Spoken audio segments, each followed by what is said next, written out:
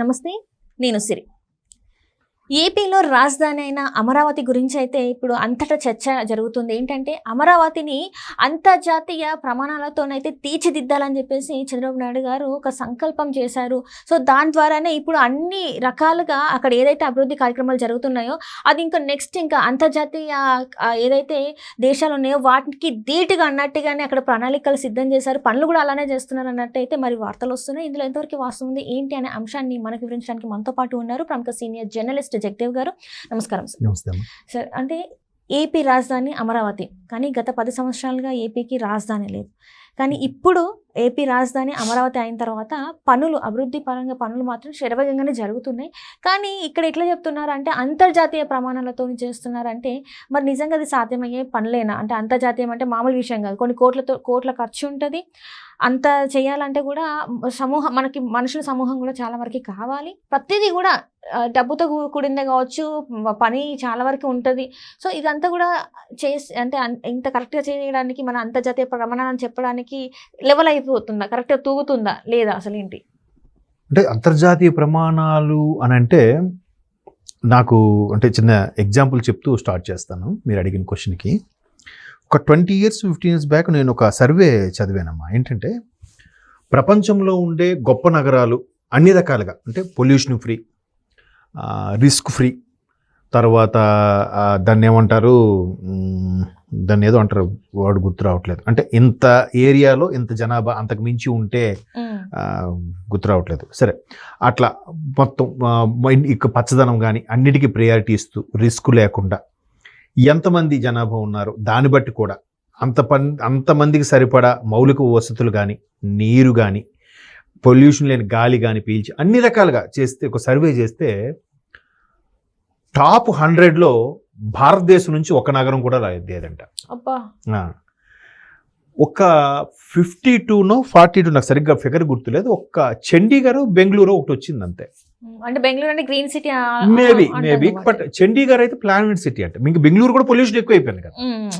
ఈ రోజు కూడా బెంగళూరు ఎంత పరిస్థితిలో మనం చూస్తాం. అంటే మేము చిన్న ఉన్నప్పుడు గ్రీన్ సిటీ అంటే బెంగళూరు అని జనరల్ నాలెడ్జ్ బిట్ ఉండేది. సో అట్లాంటివి తర్వాత 100 తర్వాతే ఉన్నాయి మనవి ఆప్షన్ తీసుకుంటే. సో ఎందుకు ఉన్నాయనంటే ఇవే. సో అలాంటి నగరం మన భారతదేశానికి లేదా, రాదా అంటే ఆల్రెడీ ఎస్టాబ్లిష్డ్ అయిపోయినా చేయలేం, మార్చలేం. కొత్తగా నగరాలు ఏర్పడిన ఇప్పటి నుంచి అయినా వెళ్దాం. ఇప్పుడు మనకు చూడండి ఊర్లలో ఎలా ఉంటుంది, ఇరుకిరుకు సందులు, ఆ షేర్ ఆటో తప్ప, మామూలు ఆటో తప్ప ఒక కారు కూడా వెళ్ళడానికి కష్టమే. ఎదురు నుంచి ఒక బైక్ కూడా క్రాస్ అవ్వదు. అదే కొత్తగా ఏర్పడిన కాలనీలు అయితే ఒక 20 అడుగులు కనీసం రోడ్డు, మళ్ళీ అటు నుంచి ఒక 5 అడుగులు కాలువకి, ఇటువైపు ఒక 5 అడుగులు కాలువకి, అక్కడ నుంచి వాళ్ళ గుమ్మాలు కట్టుకోవడం, ఇవన్నీ ప్లాన్డ్గా. అలాగే కొత్తదైతే చేయగలము. ఇప్పుడు కొత్తగా ఏర్పడుతున్న ఏంటి అంటే అమరావతి.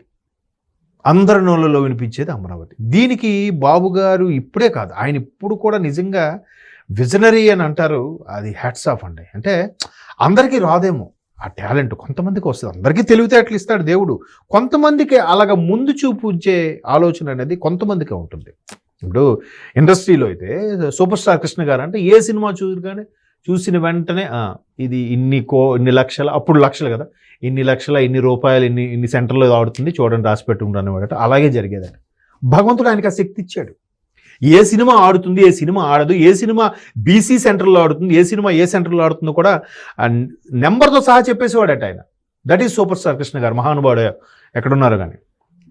అంటే అంత టాలెంట్ కొంతమందికి ఇవ్వడు దేవుడు, కొంతమందికి ఇస్తాడు.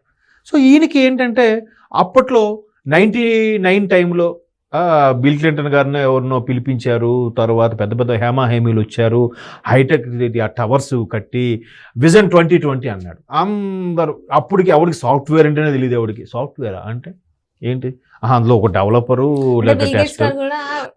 అన్నారంట. అసలు నాకు ముఖ్యమంత్రుల వాళ్ళతోనైతే అసలు మీటింగ్ నాకు అవసరం లేదని అన్నారంట. అవసరం లేదు కాదు అంటే అలా అనున్నాడు. కానీ ఇప్పుడు ఏంటి అంటే ఆయన టైం వేస్ట్ చేసే బదులు ఇంకొంచెం ముందుకెళ్ళి బోర్డు మీటింగ్స్ పెట్టుకుంటే దీనికి 10 times ఎక్కువ సంపాదిస్తాడంట. 10 minutes అడిగిన దగ్గర 45 minutes ఎగ్జాక్ట్లీ. సరే 10 minutes ఇట్లా ఒక సౌత్ ఇండియాకి చెందిన ఒక స్టేట్ ముఖ్యమంత్రి వచ్చి ఇట్లా చంద్రబాబు నాయుడు, సిబి నాయుడు ఏదో అంటే సరే ఓకే 10 మినిట్స్ ఓకే అనుకున్నాడంట. ఆ 10 మినిట్స్ ఈయన ఎక్స్ప్లెనేషన్ దానికి అబ్బురు పడుతూ 45 నిమిషాలు బట్టి అలాగే ఉండిపోయాడు. పక్క నుంచి పిఏ రిమైండ్ చేస్తున్నాడంట, సార్ 10 మినిట్స్ ఓవర్ అన్నట్టుగా, వెయిట్ అన్నాడంట. అంటే ఎట్లా అంటే అది అందరికీ రాదు ఆ టాలెంట్, అది మనం ఒప్పుకొని తీరాలి. ఎవరైనా సరే మనిషి వ్యక్తిత్వము వాడు రాజకీయ పరంగా అది పక్కన పెట్టండి, రాజకీయ పరంగా మనకు సంబంధం లేదు ఇక్కడ. సో అలాగ ఒక్కొక్కరికి ఒక్కొక్క టాలెంట్ ఉంటుంది.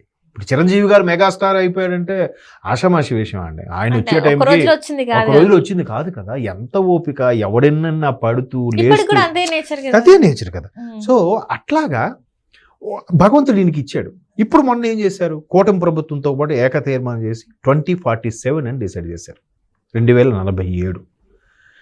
బట్ అందులో కూడా ఏదో ఉంటుంది మతలబ్. నేను అదే అనుకున్నది, ఈ 2024 కదా గవర్నమెంట్, ఇంకొక సరిగ్గా 20 ఏళ్ళు పోతే 34, 44 అనొచ్చు కదా, 47 ఏంటి, 100 years అవుతుంది మనకి స్వతంత్రం. ఎస్, అంటే అందులో కూడా అలా 100 years అవుతుంది చెప్తూ, స్వతంత్ర భారతదేశం 100 ఏళ్లలో ఏంటి పురోగతి అంటే, ఇదిగో ఈ మహానగరం ఏర్పడింది, 100 ఏళ్లలో అమరావతి అనేది ఒకటి ఉంది, ఒక అంటే ఆ విజన్, ఆ ఫిగర్, ఆ ఇయర్ చెప్పడానికి కూడా ఒక మేబీ ఆ భగవంతుడు అలా కల్పించి పలికిస్తాడేమో నాకు తెలియదు కానీ. సో మొత్తానికి అలా చేశారు. దాని మీద మొన్న పవన్ కళ్యాణ్ గారు కూడా, డిప్యూటీ సీఎం గారు కూడా మాట్లాడారు. సో ఇప్పుడు దాని ప్రపంచ స్థాయి నగరం, ఇంతకుముందు చెప్పాను కదా, సర్వేలు చేస్తే మన ఇండియాలో ఒకటి కూడా లేదని. ఇప్పుడు సర్వే చేస్తే ఖచ్చితంగా వచ్చేలాగా ప్రతిదీ గ్రీనరీ, ప్రతిదీ ప్లాంట్ సిటీ. అసలు ఇండియా మొత్తం మీద చండీగఢ్కి మించిన ప్లాంట్ సిటీ ఏది లేదంట, తెలుసా మీకు? చాలా మందికి తెలియదు విషయం. చండీగఢ్ పైగా ఉమ్మడి రాజధాని అది కదా, పంజాబ్కును హర్యానాకి. చాలా ప్లాన్గా ఉంటుందంట. కాలనీస్ కానీ, రోడ్లు కానీ, యూనివర్సిటీస్ కానీ, స్కూల్స్ కానీ, హాస్పిటల్స్ కానీ, ప్రతిదీ సిస్టమేటిక్గా ఉంటుందంట.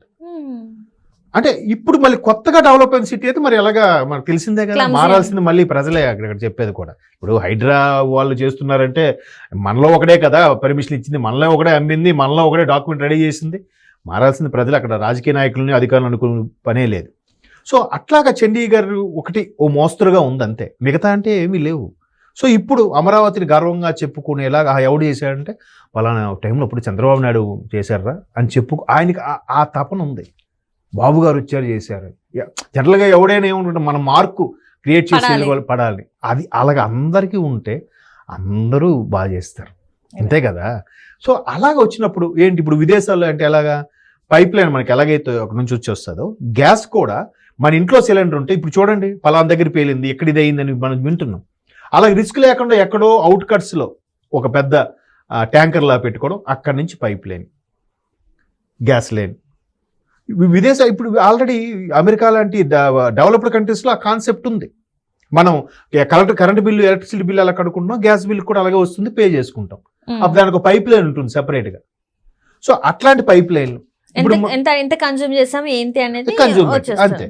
మరి ఇప్పుడు కేబుల్స్ చూడండి, రోడ్డు మీదకి వెళ్తే ఎక్కడికెక్కడ హ్యాంగింగ్, కొన్ని దగ్గర అయితే క్లమ్జీగా ఉంటుంది. ప్రతిసారి జిహెచ్ఎంసీ కమిషనర్ లేకపోతే ఏ మున్సిపల్ కమిషనర్ మీటింగ్ పెట్టడం, బాబు తీసేయండి విశ్వనగరం అంటున్నాము, అది ఇది హైదరాబాద్లో ఎన్నిసార్లు పెట్టినా ఎవరు వినరు, ఎవరు మారరు, ఎవరు అంటే చేసే పరిస్థితి కూడా కాదు. అది కట్ చేస్తే మన ఇంటికి నెట్ రాదు, మనం ఫోన్ వాడుకోలేం కదా. సో అలాగ లేకుండా under ground cable, under ground drainage, ప్రతిదీ ఒక అంతర్జాతీయ ప్రమాణాలు అంటే ఇవే.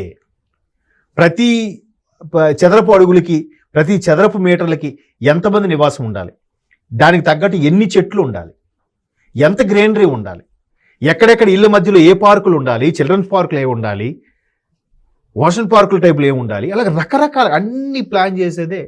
అందుకే ఇప్పుడు ఆల్రెడీ నిర్మించుకుంటున్నాం కాబట్టి ఇప్పటి నుంచి అవకాశం ఉందనే తపన పడుతున్నారు. అది మనందరం కూడా సహకారం చేయాలంటే మన వంతు కృషి కూడా ఉండాలి. ఎక్కడెక్కడ తినేసి పడేయడం, ఇష్టాసారంగా బయట పరిసర ప్రాంతాల్లో చాలా మంది దమ్ము కలవడం, దమ్ము పీకడం, ఏవో నోట్లు వేసుకొని కల్లాపేసాడు, రోడ్డు మీద నోటితోనే కల్లాపేస్తాడు. ఇవన్నీ కూడా మన వంతు ప్రయత్నం కూడా చేయాలి. చేసినప్పుడు ఖచ్చితంగా అంతర్జాతీయ ప్రమాణాలతో ఏదైతే అనుకుంటున్నారో, ఏదైతే వచ్చి చేస్తున్నారో, ఇప్పుడు రాబోయే రోజుల్లో ఎలక్ట్రికల్ వెహికల్స్ వస్తున్నాయి. ఎలక్ట్రికల్ వెహికల్స్ వస్తే ఇంక పొల్యూషన్కి తావు ఎక్కడుంది? ఇప్పుడు 6 గంటలు ఛార్జ్ చేయాలట్రా వస్తే ఓపిక పట్టండి అయ్యా. మొదట్లో మొబైల్స్ కూడా ఎలా గుర్తుందా, నేను నైట్ పెట్టేసి పడుకునేవాడిని, తెల్లాలేసి ఛార్జ్ చేయదు, అయిందబ్బా ఇవాళ ఇంకో 2 రోజులు వస్తుంది నాకు. ఇప్పుడు అలా లేదుగా, ఇలా పెడితే ½ an hourలో అయిపోతుంది. పవర్ బ్యాంక్, పవర్ ఛార్జెస్ వచ్చేస్తుంది. సో కార్లకి 2 వీలర్స్ కూడా వస్తాయేమో, వస్తాయి ఖచ్చితంగా. ఒకప్పుడు కంప్యూటర్ ఇల్లంత ఉండేదటమ్మా ఈ గదంతా, ఇప్పుడు ఎంత ఉందమ్మా? చేతిలో చేతిలో పట్టుకుని తిరుగుతున్నాం. ఎగ్జాక్ట్లీ. సో అలాంటి చేయాలంటే మన వంతు కృషి కూడా ఉండాలి ఖచ్చితంగా. అదే ఉన్నదాన్ని చేయాలంటే కష్టం. ఇప్పుడు హైడ్రాలా కూల్చివేతలు మళ్ళీ ఆడి మీద వీడి మీద ఆడు మళ్ళీ రాజకీయంగా రంగు పులుముడు ఇవన్నీ అయిపోతాయి. ఉన్నది ఓపెన్ ప్లేస్ లో చక్కగా నిర్మించుకుంటున్నాం కాబట్టి ఖచ్చితంగా అంతర్జాతీయ రేపు ప్రపంచ దేశాలకు కూడా ఎగ్జాంపుల్ అమరావతి అవుతుండడంలో అతిశయోక్తి లేదు. Thank you so much. Thanks.